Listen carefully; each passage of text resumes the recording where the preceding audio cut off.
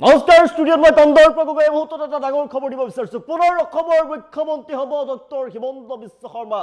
মুখ্যমন্ত্ৰীৰ আসনত পুনৰবাৰৰ বাবে বহিব হিমন্ত বিশ্ব শৰ্মা। পুনৰ NDA আৰু মিত্ৰজোঁটৰ চৰকাৰ হ'ব অসমত। বিৰোধীৰ সকলোবিলাক সপোন ফুটুকাৰ ফেন হৈ পৰিব। অসমৰ জনসাধাৰণে এবাৰ বিজেপি মিত্ৰজোঁটক আঁকোৱালি ল'ব।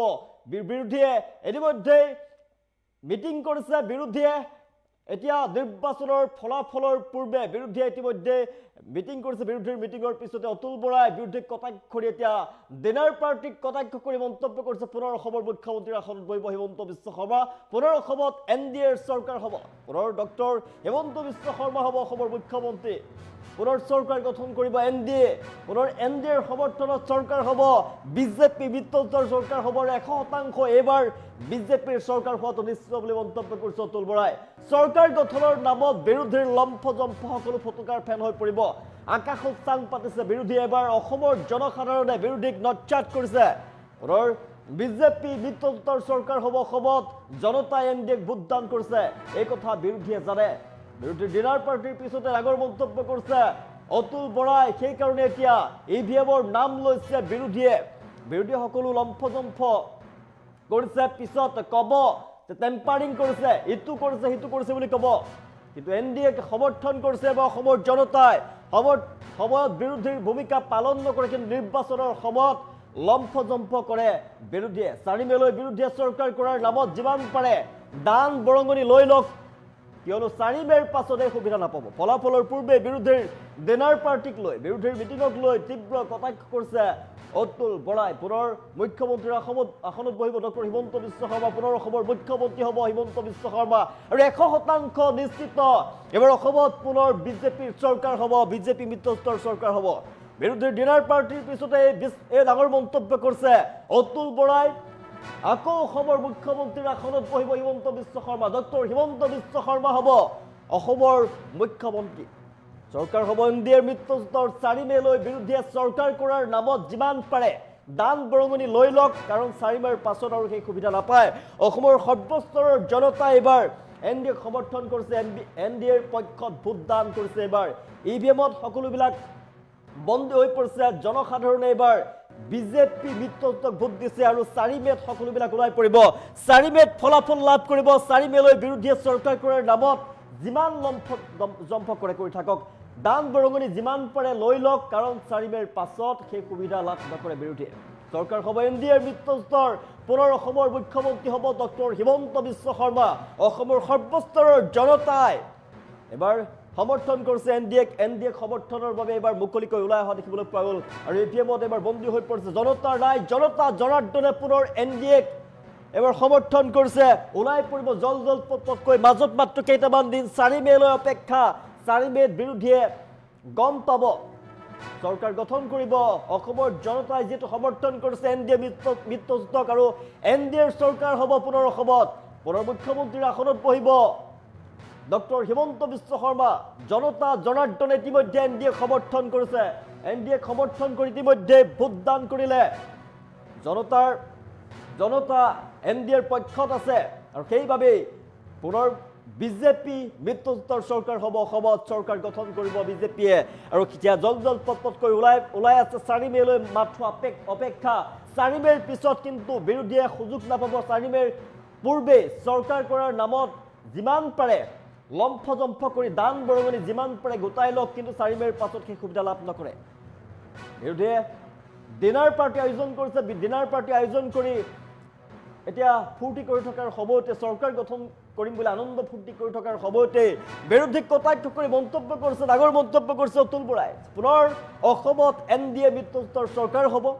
4 মেলৈ বিৰোধীয়ে যিমান পাৰে চৰকাৰ কৰাৰ নামত তেওঁলোকে লম্ফজম্ফ কৰি যিমান পাৰে দান বৰঙণি টকা লৈ লওক, সম্পত্তি গোটাই লওক, কিন্তু এইবাৰ অসমৰ জনসাধাৰণে বিৰোধীক নৎখাত কৰিছে। পূৰ্বতেও নৎখাত কৰিছিলে, এইবাৰো নৎখাত কৰিছে। পুনৰ দ্বিতীয়বাৰৰ বাবে অসমৰ মুখ্যমন্ত্ৰীৰ আসনত বহিব ডক্টৰ হিমন্ত বিশ্ব শৰ্মা। জনতা জনাৰ্দনে পুনৰ মুখ্যমন্ত্ৰীৰ আসনত বহুৱাব ডক্টৰ হিমন্ত বিশ্ব শৰ্মাক। পুনৰ শাসনভাৰ ল'ব। দিছপুৰৰ গাদী দখল কৰিব এবাৰ বিজেপি মিত্ৰজোঁটে।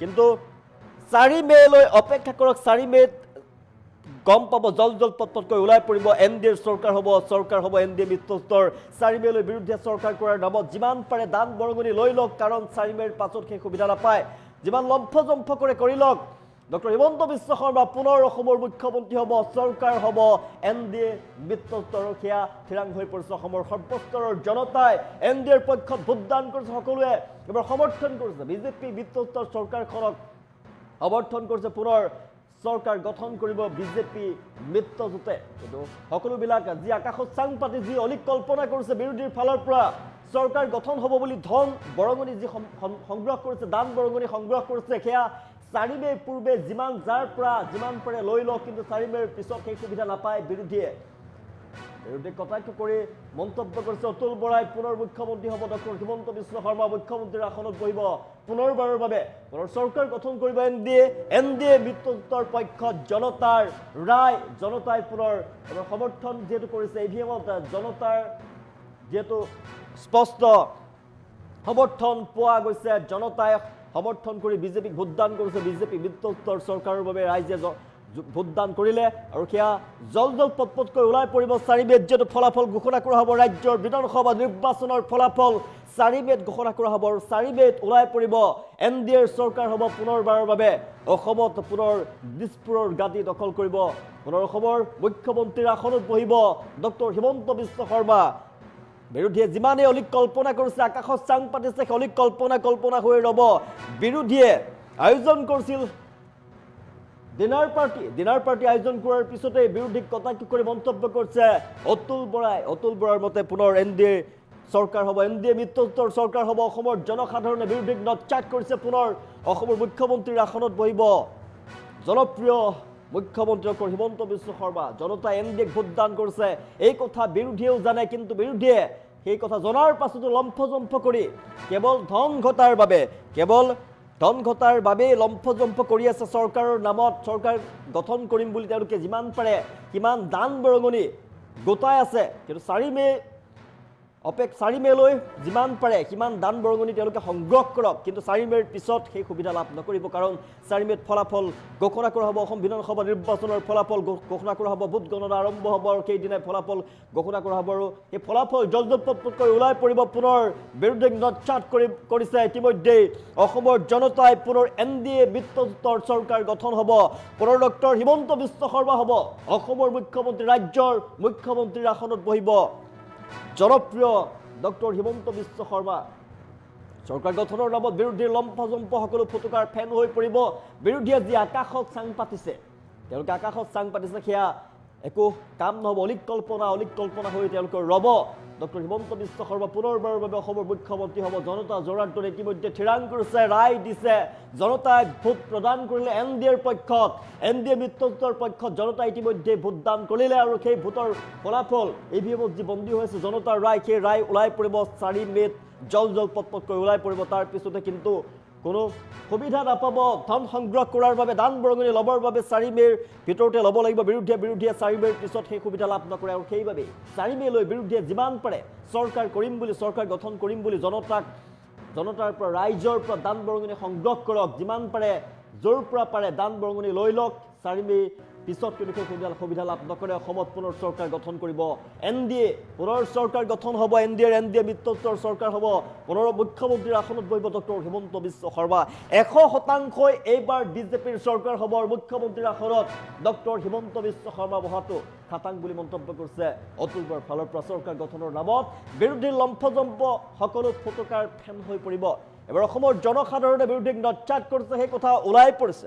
সৰ্বস্তৰৰ জনতাই এনডিএ মিত্ৰজোঁটক সমৰ্থন কৰি বা ভোটদান কৰা দেখিবলৈ পোৱা গৈছে এনডিএ আৰু মিত্ৰজোঁটৰ পক্ষত এনডিএ বিজেপিৰ মিত্ৰজোঁটৰ পক্ষত জনতাৰ ভোট এবাৰ পৰিছে এবাৰ পুনৰবাৰৰ বাবে অসমৰ জনসাধাৰণে বিচাৰিছে এনডিএৰ চৰকাৰ এনডিএ মিত্ৰজোঁটৰ চৰকাৰ বিচাৰিছে বিজেপি মিত্ৰজোঁটৰ চৰকাৰ বিচাৰিছে আৰু সেইবাবে 4 মেলৈ অপেক্ষা কৰক 4 মেৰ দিনা ফলাফল লাভ কৰিব সকলোৱে আৰু 4 মেত অসম বিধানসভা নিৰ্বাচনৰ ফলাফল যেহেতু ঘোষণা কৰা হ'ব ফলাফলত জল পটপটকৈ ওলাই পৰিব অসমৰ জনতা ইতিমধ্যে বিজেপি সমৰ্থন কৰিছে বিজেপি মিত্ৰজোঁটক সমৰ্থন কৰি ভোটদান কৰিলে সেই ভোটদানৰ ফলাফল ইতিমধ্যে নিৰ্বাচনৰ ফলাফল 4 মেত ঘোষণা কৰা হ'ব 4 মেলৈকে যিমান পাৰে লম্ফজম্ফ কৰি যিমান পাৰে দান বৰঙণি সংগ্ৰহ কৰক বিৰোধীয়ে বিৰোধী ঐক্য মঞ্চই যিমান পাৰে চৰকাৰ গঠন কৰিম বুলি ঠগ প্ৰবঞ্চনাৰে মানুহৰ পৰা ধন লৈ লওক, দান বৰঙণি লৈ লওক, 4 মে'ৰ পিছত কিন্তু সেই সুবিধা লাভ নকৰে। বিৰোধীৰ ডিনাৰ পাৰ্টিৰ পিছতেই, বিৰোধীৰ আলোচনা ডিনাৰ পাৰ্টিৰ পিছতেই অতুল বৰাই কটাক্ষ কৰি মন্তব্য কৰিছে পুনৰ 100% নিশ্চিত পুনৰ ৰাজ্যত হ'ব NDA মিত্ৰজোঁটৰ চৰকাৰ। পুনৰ মুখ্যমন্ত্ৰীৰ আসনত বহিব ডক্টৰ হিমন্ত বিশ্ব শৰ্মা। ডক্টৰ হিমন্ত বিশ্ব শৰ্মা পুনৰ হ'ব অসমৰ মুখ্যমন্ত্ৰী। মুখ্যমন্ত্ৰীৰ গাদীত বহিব হিমন্ত বিশ্ব শৰ্মা। অতুল বৰাৰ মন্তব্য আছে, চৰকাৰ হ'ব বিজেপি নেতৃত্বাধীন মিত্ৰজোঁটৰ চৰকাৰ হ'ব আৰু ডক্টৰ হিমন্ত বিশ্ব শৰ্মা ডাঙৰীয়া অসমৰ আকৌ মুখ্যমন্ত্ৰী হ'ব। এইটো একেবাৰে 100% চিয়ৰ। তেওঁলোকৰ এই লম্ফজম্ফটো 4 তাৰিখলৈকে থাকিব, পিছদিনাৰ পৰাই মনে মনে থাকিব। 4 তাৰিখলৈ মাত্ৰ কেইদিনমানহে আছে। এইকেইদিন তেওঁলোকে চৰকাৰ বনাই লওক, অলপ মানুহৰ মৰম আশীৰ্বাদ মৰম আৰু যি দান মৰঙনি লাগে গোটাই লওক চৰকাৰ কৰিম বুলি। চাওক, কংগ্ৰেছ বা কংগ্ৰেছৰ লগত থকা বিৰোধীয়ে জানে যে এইবাৰ অসমৰ জনসাধাৰণে বিৰোধীক নৎসাত কৰিছে আৰু শাসকীয় পক্ষক মানে NDAৰ প্ৰাৰ্থীকে ভোটদান কৰিছে, বেছিভাগ NDA প্ৰাৰ্থী। এই কথা জানে আৰু সেইকাৰণে এতিয়া EVMৰ নাম লৈছে। পিছত ক'ব যে টেম্পাৰিং কৰিলে, ইটো কৰিলে, সিটো কৰিলে। কাৰণ চাওক, বিৰোধীৰ যিটো ভূমিকা আছে, যোৱা সময়ছোৱাত বিৰোধীৰ ভূমিকা পালন কৰা নাই। গণতন্ত্ৰত বিৰোধীৰ ভূমিকাটো অত্যন্ত গুৰুত্বপূৰ্ণ। একোৱেই নাই, কেৱল নিৰ্বাচনৰ সময়ত তেওঁলোকে চিঞৰ বাখৰ অলপ কৰিছে আৰু নিৰ্বাচনটো হৈ যোৱাৰ পিছত এইকেইদিন লম্ফজম্ফ কৰিছে। 2016 চনৰ যিটো পৰিৱেশ 21ত আৰু অলপ বেলেগ হৈছে। বেছি সঁহাৰি ৰাইজৰ আমি প্ৰত্যক্ষ কৰিছিলোঁ আৰু এইবাৰ তাতোতকৈ বেছি সঁহাৰি আমি প্ৰত্যক্ষ কৰিছোঁ। মই 100% নিশ্চিত যে এইবাৰ NDA চৰকাৰ হ'ব, বিজেপি নেতৃত্বাধীন মিত্ৰজোঁটৰ চৰকাৰ হ'ব আৰু ডক্টৰ হিমন্ত বিশ্ব শৰ্মা ডাঙৰীয়া অসমৰ আকৌ মুখ্যমন্ত্ৰী হ'ব। এইটো একেবাৰে 100% চিয়ৰ। তেওঁলোকৰ এই লম্ফজম্ফটো 4 তাৰিখলৈকে থাকিব, পিছদিনাৰ পৰাই মনে মনে থাকিব। 4 তাৰিখলৈ মাত্ৰ কেইদিনমানহে আছে। এইকেইদিন তেওঁলোকে চৰকাৰ বনাই লওক, অলপ মানুহৰ মৰম আশীৰ্বাদ মৰম আৰু যি দান মৰঙনি লাগে গোটাই লওক চৰকাৰ কৰিম বুলি। চাওক, কংগ্ৰেছ বা কংগ্ৰেছৰ লগত থকা বিৰোধীয়ে জানে যে এইবাৰ অসমৰ জনসাধাৰণে বিৰোধীক নৎসাত কৰিছে আৰু শাসকীয় পক্ষক মানে NDAৰ প্ৰাৰ্থীকে ভোটদান কৰিছে, বেছিভাগ NDA প্ৰাৰ্থী। এই কথা জানে আৰু সেইকাৰণে এতিয়া EVMৰ নাম লৈছে। পিছত ক'ব যে টেম্পাৰিং কৰিলে, ইটো কৰিলে, সিটো কৰিলে। কাৰণ চাওক, বিৰোধীৰ যিটো ভূমিকা আছে, যোৱা সময়ছোৱাত বিৰোধীৰ ভূমিকা পালন কৰা নাই। গণতন্ত্ৰত বিৰোধীৰ ভূমিকাটো অত্যন্ত গুৰুত্বপূৰ্ণ। একোৱেই নাই, কেৱল নিৰ্বাচনৰ সময়ত তেওঁলোকে চিঞৰ বাখৰ অলপ কৰিছে আৰু নিৰ্বাচনটো হৈ যোৱাৰ পিছত এইকেইদিন লম্ফজম্ফ কৰিছে। 2016 চনৰ যিটো পৰিৱেশ 21ত আৰু অলপ বেলেগ হৈছে। বেছি সঁহাৰি ৰাইজৰ আমি প্ৰত্যক্ষ কৰিছিলোঁ আৰু এইবাৰ তাতোতকৈ বেছি সঁহাৰি আমি প্ৰত্যক্ষ কৰিছোঁ। মই 100% নিশ্চিত